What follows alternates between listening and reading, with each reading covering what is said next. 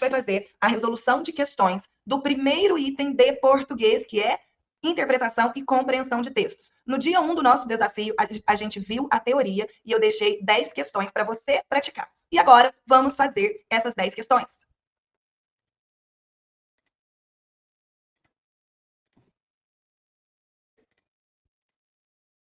Então, são 10 questões comentadas no estilo da banca Consulplan, questões de concurso que pode vir questões muito parecidas na sua prova.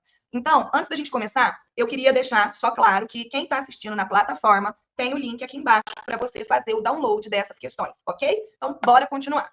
O texto para as questões 1 e 2, a banalização do mal e a cultura do narcisismo. Vamos ler o texto. Vivemos tempos de indiferença. A dor do outro, distante ou próxima, parece não nos afetar mais com a mesma intensidade. O noticiário expõe tragédias cotidianas que são consumidas com a mesma rapidez de um meme de internet. A filósofa Hannah Arendt cunhou o termo banalidade do mal para descrever como pessoas comuns podem cometer atos terríveis sem uma aparente motivação maligna, simplesmente por uma ausência de reflexão e pela obediência cega a ordens. Hoje, talvez possamos falar de uma banalização da indiferença, nutrida por uma cultura do narcisismo. As redes sociais que deveriam nos conectar, muitas vezes nos aprisionam em bolhas de autoafirmação, onde o eu é o centro do universo e o outro é apenas um espectador ou um concorrente na busca por validação. Nesse cenário, a empatia se torna um artigo de luxo e a capacidade de se colocar no lugar do outro uma habilidade em extinção. Questão 1. Segundo o termo, a banalização da indiferença é um fenômeno que... O que é a banalização da indiferença, segundo o texto? Letra A. Se restringe ao ambiente das redes sociais? Letra B. É o resultado direto da falta de empatia? Letra C. Se alimenta de uma cultura focada no individualismo? Letra D. Foi previsto por Hannah Arendt em seus estudos? Ou letra E, afeta apenas as gerações mais novas? O texto, ele afirma que a banalização da indiferença, ela é nutrida por uma cultura do narcisismo, que é uma forma de individualismo extrema. Então, a gente tem a letra C.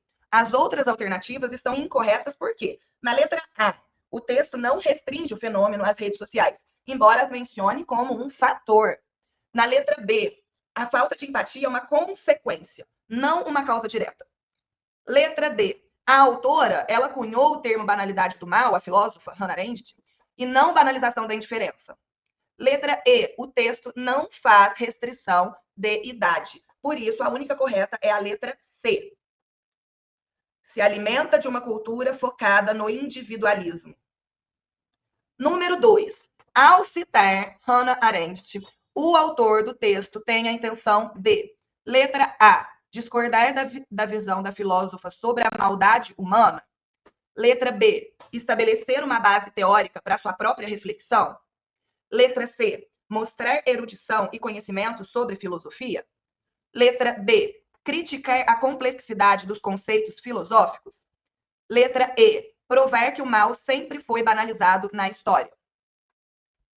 Número 2, a correta é a letra B, porque o autor ele utiliza o conceito de banalidade do mal como um ponto de partida para discutir a banalização da indiferença, estabelecendo um paralelo e uma base para a sua argumentação.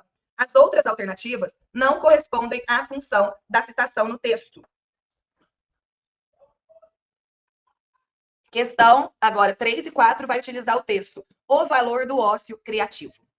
Em uma sociedade que supervaloriza a produtividade e o estar sempre ocupado, o ócio é frequentemente visto como sinônimo de preguiça ou inutilidade. No entanto, o sociólogo italiano Domenico De Masi defende o conceito de ócio criativo, que consiste em uma fusão entre trabalho, estudo e lazer.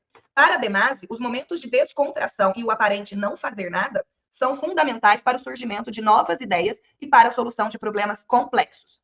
O cérebro, ele precisa de pausas para processar informações e fazer conexões inesperadas. A pressão constante por resultados imediatos pode levar ao esgotamento e ao bloqueio da criatividade. Portanto, valorizar o tempo livre e permitir-se momentos de divagação não é um luxo, mas uma necessidade para a saúde mental e para a inovação. Questão número 3. De acordo com o texto, O ócio criativo ele se caracteriza pela, observe, a pergunta é de acordo com o texto. Letra A, separação radical entre trabalho e lazer. Letra B, busca incessante por produtividade. Letra C, integração entre atividades laborais, de aprendizado e de lazer. Letra D, valorização exclusiva do descanso em detrimento do trabalho. Letra E, prática de atividades artísticas durante o tempo livre. Qual você marcaria aí na número 3? Número 3, letra C. O texto define o ócio criativo como uma fusão entre trabalho, estudo e lazer. As demais alternativas contradizem ou não correspondem à definição apresentada no texto. Questão 4. Infere-se do texto que a supervalorização da produtividade pode ter como consequência: letra A, o aumento da criatividade e da inovação. Letra B, a melhoria da saúde mental dos trabalhadores. Letra C, o surgimento de novas soluções para problemas complexos. Letra D, a dificuldade de se concentrar em tarefas importantes. Letra E, a exaustão e a inibição do potencial criativo. Número 4, letra E. O texto afirma que a pressão constante por resultados imediatos pode levar ao esgotamento e ao bloqueio da criatividade. Essa é uma interferência direta da leitura do segundo parágrafo. Então, olha só, a consequência da supervalorização da produtividade, de acordo com o texto, é a letra E. O texto afirma que a pressão constante por resultados imediatos pode levar ao esgotamento e ao bloqueio da criatividade. Esta é uma inferência direta da leitura do segundo parágrafo. Então, vamos voltar para o segundo parágrafo? Olha aqui. O cérebro precisa de pausas para processar informações e fazer conexões inesperadas. A pressão constante por resultados imediatos pode levar ao esgotamento e ao bloqueio da criatividade. Portanto, valorizar o tempo livre e permitir-se momentos de divagação não é um luxo, mas uma necessidade para a saúde mental e para a inovação. Agora, a gente vai passar para a questão 5 e 6. Tem um texto adaptado de uma charge. Na cena, um homem está sentado em uma cadeira de praia, lendo um livro. Ao seu lado, outro homem em pé olha para o seu celular e diz: "Nossa, que tédio, não tem nenhum sinal de Wi-Fi por aqui." E o homem sentado responde sem tirar os olhos do livro: "Ainda bem, o sinal de que preciso está todo aqui." Gente, eu preparei para vocês uma apresentação que tem essa imagem. Eu ia apresentar na aula de português, mas eu não sei porquê, eu acho que eu deixei para apresentar mesmo no dia da nossa resolução, né, que é hoje, nessa aula aqui.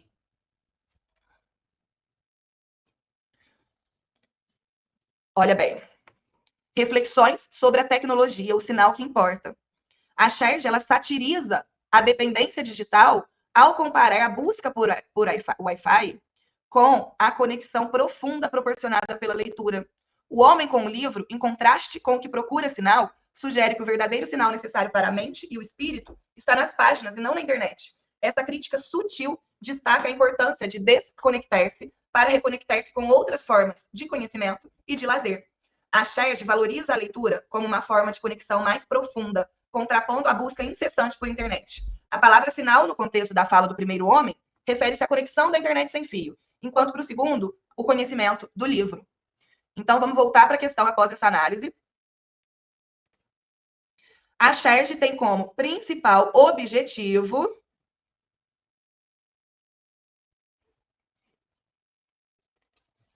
após todos esses comentários, a visualização da imagem, você vai me falar o principal objetivo dessa questão. Número 5, letra B. Valorizar a leitura como uma forma de conexão mais profunda. Não é criticar a falta de infraestrutura de internet como a letra A. Não é mostrar o perigo do uso excessivo da tecnologia. Não é satirizar a dependência das pessoas em relação aos livros. É defender a importância do tédio para a criatividade? Não. Esse não é o conteúdo dessa charge. O principal objetivo é a letra B, valorizar a leitura como uma forma de conexão mais profunda. Questão 6. A palavra sinal é utilizada na charge com sentidos diferentes. No contexto da fala do primeiro homem, sinal refere-se a conexão de internet sem fio. Letra B. Questão 7 e 8, agora, a gente vai ler esse texto. A resiliência da natureza. Mesmo diante das agressões constantes perpetradas pelo homem, desmatamento, poluição, mudanças climáticas, a natureza demonstra uma impressionante capacidade de se regenerar. Ecossistemas devastados podem, com o tempo, dar lugar a novas formas de vida. Espécies que beiraram a extinção conseguem, por vezes, se recuperar quando lhes é dada uma chance. Essa resiliência, contudo, não é infinita. Há um ponto de não retorno, um limite para o estresse que um sistema natural pode suportar. Ignorar os sinais de esgotamento e continuar a exploração desenfreada dos recursos é um caminho perigoso, cujas consequências podem ser irreversíveis, não apenas para o planeta, mas para a nossa própria sobrevivência. Questão 7. A ideia central do texto é a de que: letra A natureza é indestruível e sempre se recuperará dos danos causados pelo homem. Letra B, a capacidade de regeneração da natureza é notável, mas possui limites que precisam ser respeitados. Letra C, as ações humanas não têm impacto significativo sobre os ecossistemas naturais. Letra D, a resiliência é uma característica exclusiva do meio ambiente. Letra E, a exploração dos recursos naturais é essencial para o desenvolvimento humano. Gente, na questão 7, claramente a correta é a letra B. A capacidade de regeneração da natureza é notável, mas possui limites que precisam ser respeitados. Questão número 8. No trecho, essa resiliência, contudo, não é infinita. A palavra destacada estabelece uma relação de contudo. É uma relação de adição? Lembra daquelas regrinhas? Quando é adição, você pode substituir por E. É uma relação de conclusão? Essa resiliência, concluindo, não é infinita? É uma relação de explicação? É uma relação de oposição? É uma relação de consequência? O conectivo, contudo, ele tem valor adversativo, introduzindo uma ideia que se opõe à anterior, a de impressionante capacidade de regeneração. Então, contudo, é uma oposição. Letra D.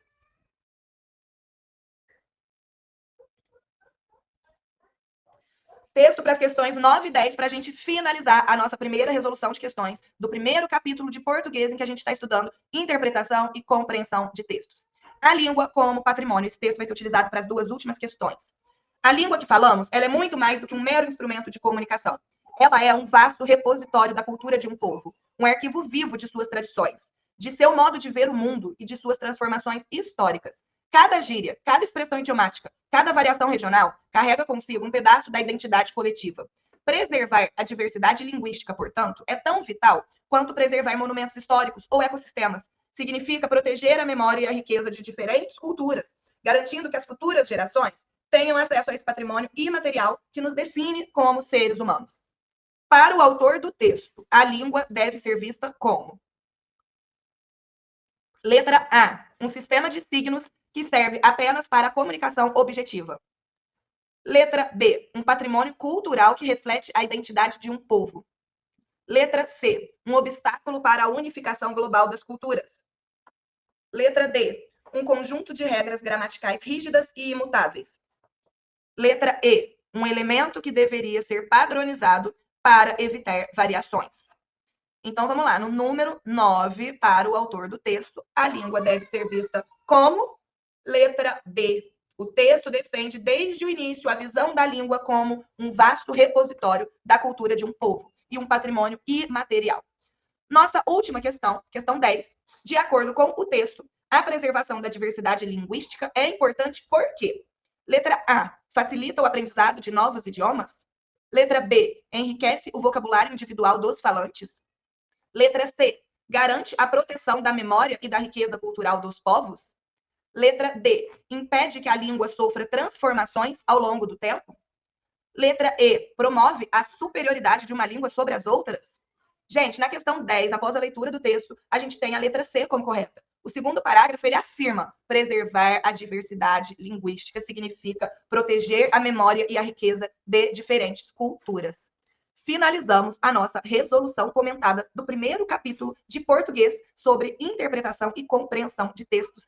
Essa aula faz parte do nosso dia 4 do desafio, um desafio de 21 dias para você se preparar com foco, direcionamento para o concurso da SEMG. Nossos alunos já estão aprovando o desafio e eu espero que você também esteja gostando desse material.